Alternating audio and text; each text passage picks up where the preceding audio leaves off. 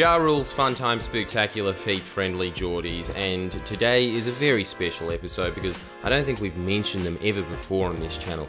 The Project has done some terrific journalism, really turned around on their admittedly shaky start, reporting on fish kills in the Menindee Lakes and the lower Murray-Darling. Now, instead of laughing at the issue, they are reporting on it with serious music in the background. Oh, it took them, what, maybe a month to figure out that it was an actual issue that needed a bit of a ding, ding, ding, ding in the back, instead of the little Jabberwocky friend going...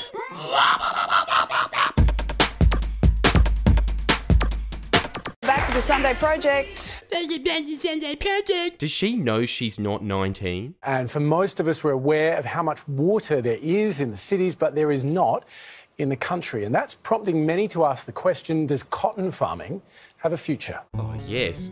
They've got the A-team on the case for one of the most serious environmental catastrophes in this nation's history. Hamish MacDonald, journalism's Forrest Gump. This crop hasn't had water for 25 days. And when you look at the crop, it looks nice and green, but it's throwing all the fruit off. This is who Channel 10 presents as their face of integrity.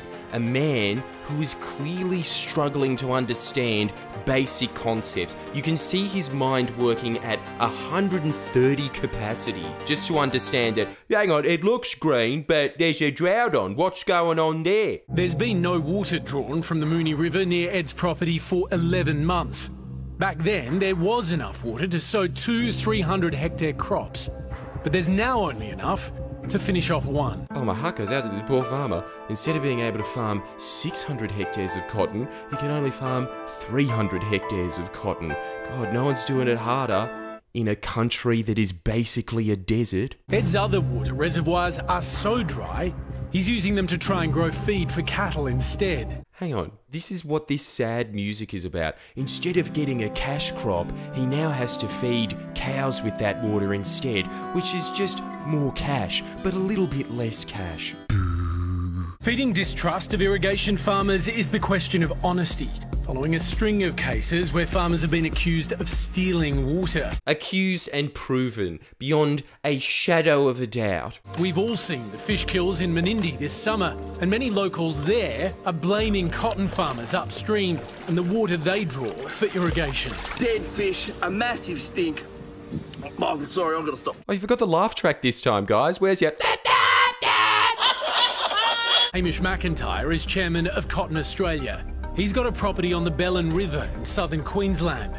There is no cotton crop here this year, only enough water for stock. But he defends those who do have enough to farm. That farmer has chosen to store his water and to grow a crop of his choice at a time that suits him. And why wouldn't he be allowed to do that? I mean, it's his bank manager expecting him to do that. We're all being driven by the financial system too, don't forget. Jesus, you can tell that that's an evil man, can't you? With his really sharp cowboy hat and his little...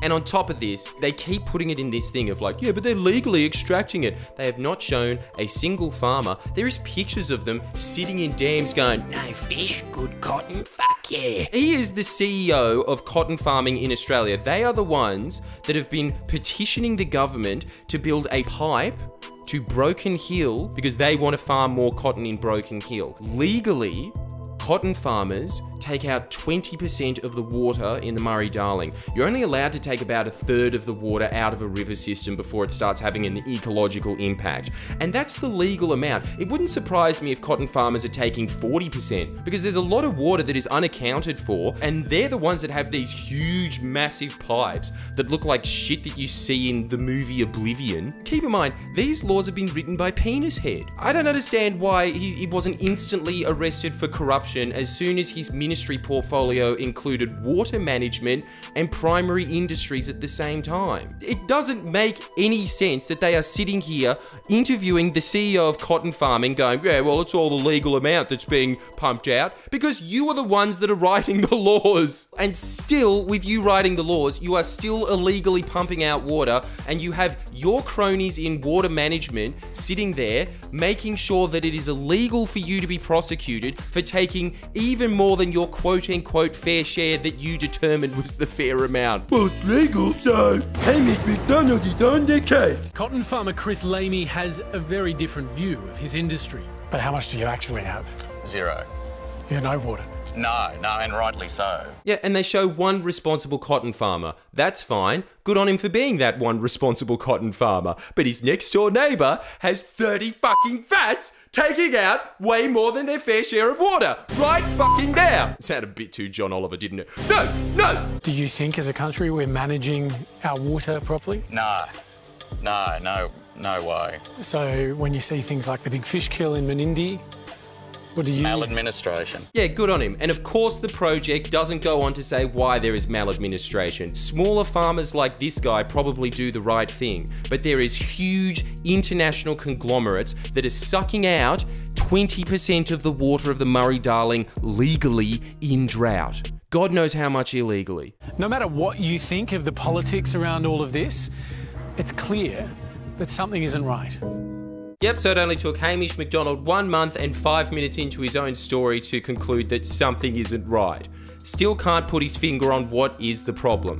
And it is, come on guys, let's do it all again, the Liberal government! They are responsible for this water mismanagement. They are responsible for the fish kills. Labor South Australia, as well as Labor Victoria, have been trying to get the New South Wales Liberal government for the last 4 years to adhere to what is the law, which they are patently ignoring, and they are saying if we don't get this Murray-Darling agreement redrawn to favour cotton farmers more, we're just going to pull out of it altogether. They are using a nuclear option as a way of weakening laws federally. I mean, how cartoonishly Bond villain can you possibly be? Just like, give us more water or nobody gets water, ever.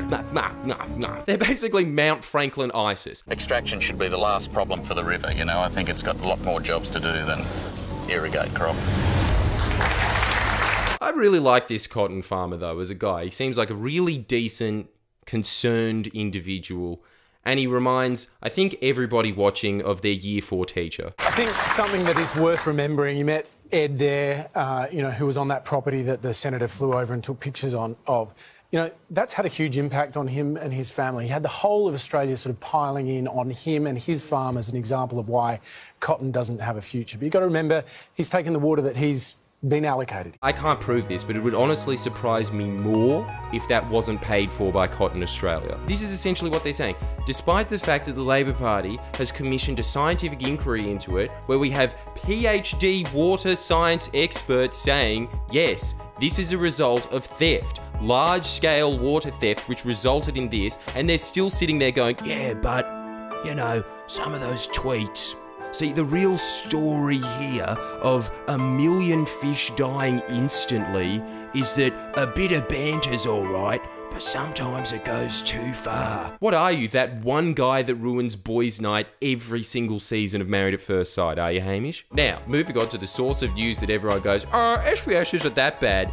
Oh, really? The New South Wales election is shaping up to be one about health. That seems to be the most important issue to voters, particularly swing voters. Look at how SBS is reporting it. New South Wales Liberals promise to boost healthcare with more nurses and midwives. The Liberal Party should just get that headline and put it on the M4 highway. They've done the work for them. New South Wales Gladys Berejiklian on Sunday. What is it with Sunday and being the worst day for news in this country? Said 5,000 nurses and midwives will be recruited over the next 4 years as part of a boost of 8,300 frontline staff, including doctors and allied health professionals. So pretty much what she's saying, and this is getting no coverage at all, is the Labor Party announcing last year in July that they're going to start introducing nurse-to-patient ratios. Obviously, if a nurse is looking after 10 patients as opposed to 4, and one of them sitting there going, yes, I think I need some attention. All right, look, I'm sorry, but there's a kid here that has some scissors in his eyes. I need to pull them out. Oh, stop complaining, Joe. There's worse people in this ward than you. That results in deaths. So the Labor Party is going to enshrine that into law just like Queensland and Victoria does, so